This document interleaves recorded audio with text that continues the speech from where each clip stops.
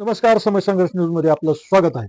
2 दिवसापूर्वी धाराशिव जिल्ह्यातील ढोकी पोलीस स्टेशनच्या हद्दीमध्ये च्या परिसरात एका स्त्रीचं अर्ध्या जळालेल्या अवस्थेत प्रेत सापडलं होतं आणि ढोकी पोलिसांनी 2 दिवसामध्ये त्याचा छडा लावला.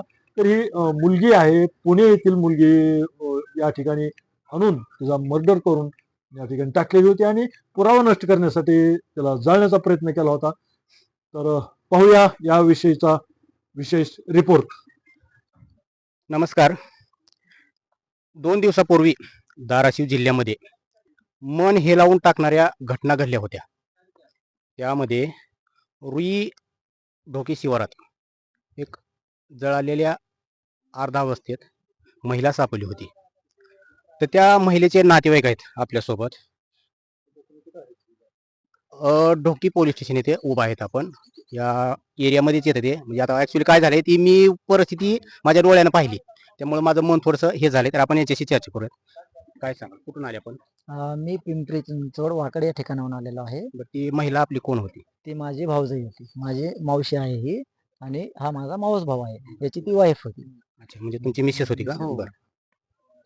आता ती ज्यावेळेस मिसिंग झाली त्यावेळेस माझी मावशी माझ्याकडे आली आणि मला म्हणली की मुलगी घरी आली नाही. तर मग आम्ही शाळेमध्ये गेलो. शाळेमध्ये गेल्यानंतर तिथं आम्ही सीसीटीव्ही चेक केले. त्या सीसीटीव्ही मध्ये कळालं की एक वॅगनर आहे आणि ही पाठीमागं बघत आहे त्या वॅगनरकडे. तसं आम्हाला ते डाऊटफुल वाटल्यानंतर आम्ही ते पुढच्या लेंथमध्ये परत चेक केल्यानंतर तीच वॅगनर आणि मुलगी वॅगनर पुढे आणि मुलगी पाठीमागे ते दिसल्यानंतर आम्हाला अजून डाऊट आल्यानंतर आम्ही पोलीस स्टेशनमध्ये गेलो आणि सांगितलं की हा मुलगा जो आहे ही गाडी. म्हणजे तुम्ही मिसिंग कंप्लीट केली लगेच? हो, मिसिंग कंप्लीट त्याच दिवशी केली, पण संध्याकाळी एक 6-7च्या टायमिंगला केली. आणि त्याच्यानंतर मग त्यांना सांगितलं की याच्यावर आमचा डाऊट आहे, तुम्ही याच्यावर सर्च करा. मग त्यांनी सर्च केल्यानंतर आरोपीला पकडलं त्यांनी. अच्छा, आरोपीला पकडलं हो. का? ठीक आहे. मावशी, काय सांगाल, काय झालं नेमकं? काय सांगू? काय काय सांगाल? मी कामावर गेले होते. कामावर गेलते तर मग मला मुलाने फोन केला. शाळेत पोरगं होतं थांबलेलं. 11:30ला शाळा सुटत होती. मला घरी येऊस तर 12 वाजले. मग मी घरी आले. ह्यानं फोन केला मला. म्हणला, आई पोरला गेला राणी काय गेलीच नाही. तू जाऊन पोरला घेऊन ये. मग मी घाई उठले. माझ्यासोबत कुणीच नव्हतं. मग मी माझ्या मुलाकडे गेले. त्याला म्हणलं, चल म्हणजे बाई ही पोरगी काय आलीच नाही राणी अजून घरी. मग मी त्याला घेऊन गेले. तिथून पुढे मग ते आम्हाला कळलं. बरं राणी, त्यांना काही मूल वगैरे आहे का? हो, आहे ना. मुलं आहेत. एक मुलगी आहे, त्या आता 3रीला मुलगी आहे त्याच शाळेमध्ये, आणि मुलगा 1लीला आहे. आपली शासनाकडे काय मागणी आहे आता? माझी शासनाकडे एवढीच मागणी आहे, जे काही असे क्रूर हत्या केलेली आहे त्याला कडक कारवाई झाली पाहिजे आणि माझ्या मते तर त्याला फाशी झालीच पाहिजे.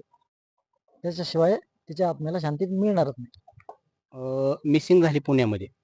तर आपल्याला कसं कळलं की ह्या ढोकीच्या एरियामध्येच आहे, आणि ढोकी पोलिसांनी आपल्याला कशा प्रकारे प्रतिक्रिया दिली किंवा कसं आपलं हे केलं? वाकड पोलीस स्टेशनच्या सहकार्याने, वाकड पोलीस स्टेशनच्या कर्मचारी जे आहेत, पोलीस कर्मचारी, की त्यांनी सांगितलं की जी बेपत्ता झालेली महिला आहे तिची बॉडी आम्हाला ढोकी या ठिकाणी धाराशिव जिल्ह्यामध्ये मिळालेली आहे आणि ही बॉडी तुमची आहे का फक्त कन्फर्म करा. म्हणजे तुम्ही फक्त हे हो करून हो, घ्या. कन्फर्म ओळख पटते का बघा. पडते का बघा.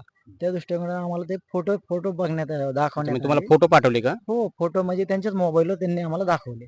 आता बघताच कळालं की ही आमची म्हणजे आमचीच बॉडी आहे म्हणून आमच्या ह्याची.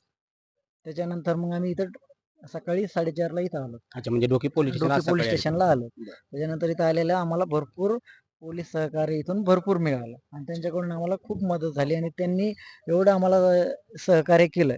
ते एवढं म्हणले की याला आम्ही लाईफ लावणार म्हणजे लाईफच लावणार. त्यांच्या दोन्ही पोलीस स्टेशनचे आमच्याकडून तत्परतेने एकदम त्यांचं धन्यवाद. आणि तर आपण पाहिलं की पुण्यामध्ये घटना घडते, त्याचे CCTV फुटेज सापडले. त्या महिलेला एक लहान मुलगी आहे, एक लहान मूल आहे, आणि हे असे कृत्य राक्षसी वृत्तीचे घडायला लागले आहेत महाराष्ट्रात. पुरोगामी महाराष्ट्र, साधू संतांचा महाराष्ट्र. पण याच महाराष्ट्रात रोज दिवसेंदिवस हत्या वाढत चालल्या आहेत, बलात्कार वाढत चाललेले आहेत, खून मर्डर व्हायला लागलेले आहेत. आणि एवढं निष्कृष्य कृत्य केले त्या माणसानं की त्या महिलेला अक्षरशः जाळण्याचा प्रयत्न केलाय.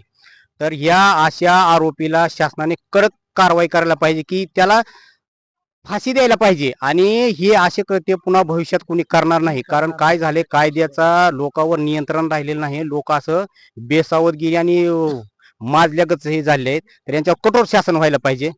धन्यवाद.